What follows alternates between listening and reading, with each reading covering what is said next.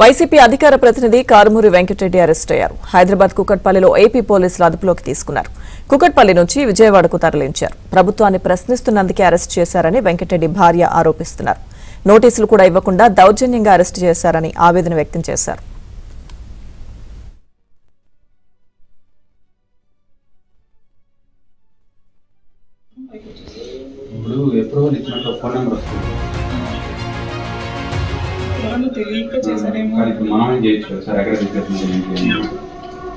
చేస్తే అది సైలెంట్ గా మేము చూసుకోలేదని చెప్పారు.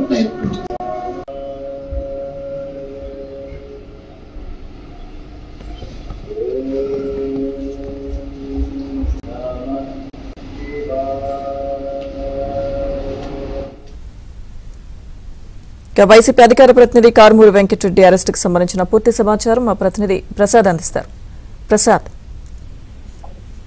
లక్ష్మీదుర్గ వైసీపీ పార్టీ అధికార ప్రతినిధిగా మీడియాలో తరచూ కూడా ప్రభుత్వంపై విమర్శలు చేస్తూ అనవసర వ్యాఖ్యలు చేస్తున్న వెంకటరెడ్డిని ఈ రోజు హైదరాబాద్ లో పోలీసులు అరెస్ట్ చేశారు. తాడిపత్రి రూరల్ పోలీస్ స్టేషన్ అతనిపై ఎఫ్ఐఆర్ నమోదైందని కూడా చెప్తున్నారు. దీనికి సంబంధించి ప్రధానంగా సెక్షన్ 352, 353 అదేవిధంగా 196 సెక్షన్ కింద ఆయనపై కేసులు నమోదు చేశారు.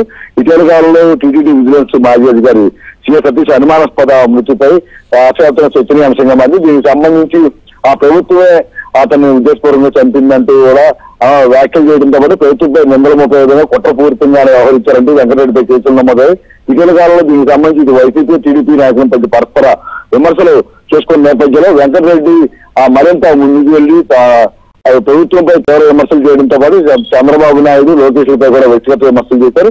ఈ పరిణామాల నేపథ్యంలో అక్కడ తాడిపత్రిలో టీడీపీ నాయకులు ఇచ్చిన ఫిర్యాదు మేరకు అంటే పోలీసులు ఎఫ్ఐఆర్ నమోదు చేసి కక్షలో పెట్టినట్టు కూడా చెప్తున్నారు. ప్రధానంగా ఇప్పుడు ఈ రోజు ఉదయం 7 గంటల సమయంలో హైదరాబాద్ లో వెంకటరెడ్డి నివాసానికి వెళ్ళిన పోలీసులు ఆ కొంచెం వాగ్వేదానం దిగినట్టు తెలుస్తోంది.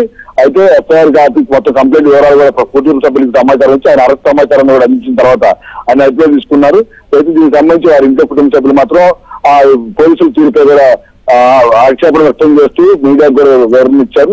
అది ప్రధానంగా వెంకటరెడ్డికి సంబంధించి ఇటీవల కాలంలో చూస్తాను తరచూ కూడా ఆయన వైసీపీ అధికార పార్టీ ప్రతినిధిగా ప్రభుత్వం తీరుపై ఎండగట్టవచ్చు కానీ వ్యక్తిగతంగా దూషించడం ప్రతి సందర్భంలోనూ ఇష్టానుసారంగా మాట్లాడడంతో పాటు చివరికి దర్యాప్తు అధికారులపై కూడా వ్యక్తిగతంగా దూషించడంతో పాటు వారికి రాజకీయాలు ఆపాదించే విధంగా ఆయన తరచూ వ్యాఖ్యలు చేస్తున్న సందర్భాలు చూస్తున్నాం.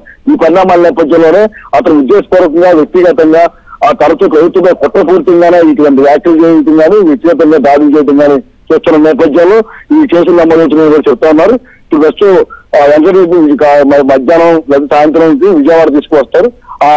ప్రత్యేకంగా దీనికి సంబంధించి ఇక్కడ కూడా విచారణ చేసిన తర్వాత కోర్టులో ప్రవేశపెట్టే అవకాశం ఉంది.